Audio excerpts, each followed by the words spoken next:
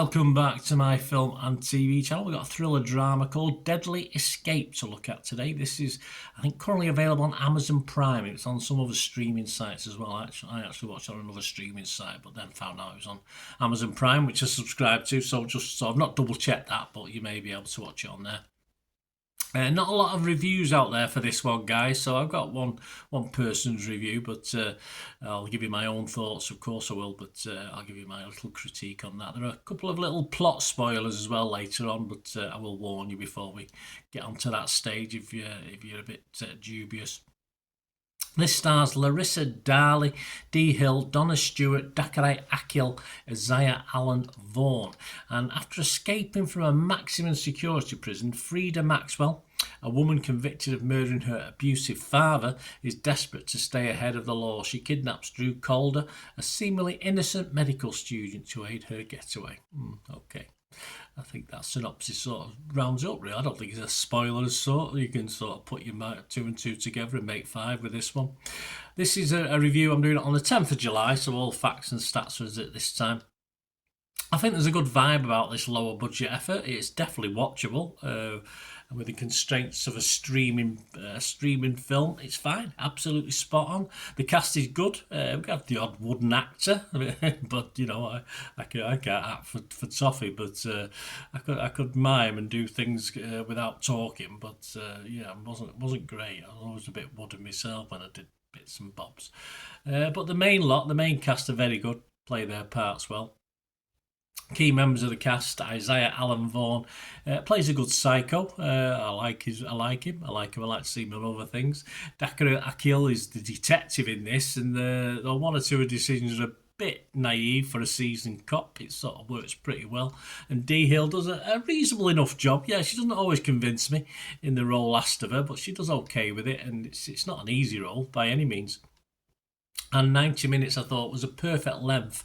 You know, me and film times, I don't like them too long, and any longer it might not have worked. I might have got a little bit bored with it, but it was fine. Quite fast paced and kept going. There are weaknesses, of course there are. There's lots of plot holes if you think too deeply about this. So it's best to put your brain into neutral sometimes and just go along with some dodgy setups and decision making during the film. As I said, other reviews are thin on the ground at the moment. There's a couple of plot spoilers in this, so I'll wave like that if you want to put it on mute for a minute or two, but it's not too much. I'll tell you. Obviously, the first reaction of Darren Lucas from Movie Reviews 101 was that Deadly Escape is a tense thriller which keeps us guessing. The best parts, yeah, the movie uses the idea of an escape convict taking a hostage to plan their escape. However, spinning this into something far more original, suspenseful, the performances are great and keep us on the edge to see what will happen next. The worst parts, the one place that could leave a few more question marks, was putting the question around Free being more innocent than, let's say it works two ways. It makes us support her, but takes away the suspense about who is the worst person. My thoughts on that is the timing that's important on that with this, and they almost get it right. Perhaps the information on Free needed to be a little bit more later and more subtly done. That was the thing. Final thoughts on this by this reviewer: Deadly Escape is a suspenseful thriller with a fresh approach. Yeah, I think with a bigger budget, my thoughts now, this could have been better, but for a low budget straight to streaming effort, there are worse ways to spend 90 minutes than watching this one. My scores on this, I don't have anybody else's really at the moment. I'm fresh on Rotten Tomatoes. I'm positive on Metacritic.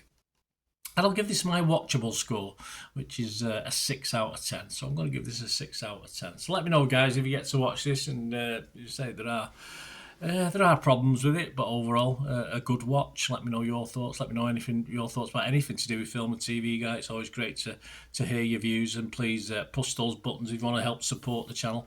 And there are other ways of doing that as well. So if you want to find out how you can also support the channel, keep watching and listening. To help me out, guys, if you watch the ads, if the ads on this YouTube ads, that helps in a very little way, but it all helps. It all, watch the pennies and pounds look after themselves, they say, don't they? Or the pennies or the 10p's look after themselves. But if you watch the ads or follow the links on the ads as well, that's always a nice way.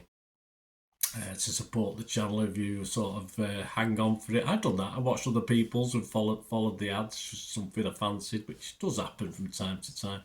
Of course, you can support me by pushing that subscribe button as mentioned earlier, and that's of course pressing the button so you know when these vlogs are coming out. And of course, I'm always interested in your opinions, and of course, if you can give us a like, that'd be wonderful as well. So thanks for watching, guys. Hopefully I'll join you very, very soon with something else.